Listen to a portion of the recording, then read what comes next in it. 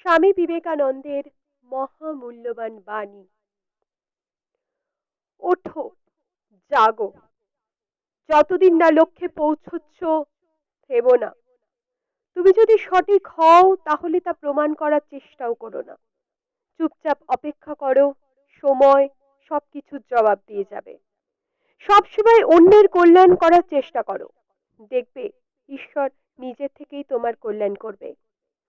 যে মানুষ বলে তার আর শেখার কিছু নেই, সে আসলে মরতে বসেছে। যতদিন বেঁচে আছো শিখতে থাকো। ওপরে উঠতে গেলে আগে নিজেকে হালকা করো।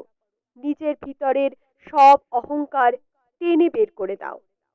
একটি সময়ে একটি কাজ করো এবং সেটা করার সময় নিজের সব কিছু তার মধ্যে ব্যয় করো। যদি তুমি নিজেকে দুর্বল হিসেবে বিবেচনা করো তাহলে তুমি দুর্বল হয়ে যাবে। যদি নিজেকে শক্তিশালী মনে করো তাহলে শক্তিশালী হয়ে উঠবে। কেউ যদি তোমার সাথে নোংরা ব্যবহার করে তাহলে তুমি তার সাথে নোংরা ব্যবহার করো না, কারণ সে তার বংশ পরিচয় দিচ্ছে। সারা দিন চলার পথে যদি কোনো বাধা না আসে তাহলে তুমি নিশ্চিত ভেবে নিও তুমি ভুল পথে এগোচ্ছ। তর্ক করে জয়ী হবার চেয়ে চুপ থেকে হেরে যাওয়াই ভালো।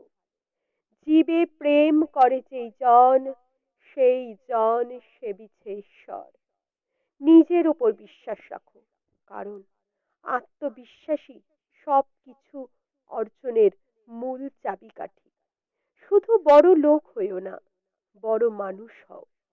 ভাগ্য বলে কিচ্ছু নেই, যা আছে তা হলো শুধুমাত্র কর্মের ফল, যা প্রত্যেকের চেষ্টা ও যত্নের ফলে গড়ে ওঠে। তুমি যদি 100 বার ব্যর্থ হও তবুও চেষ্টা চালিয়ে যাও, সফলতা আসবেই।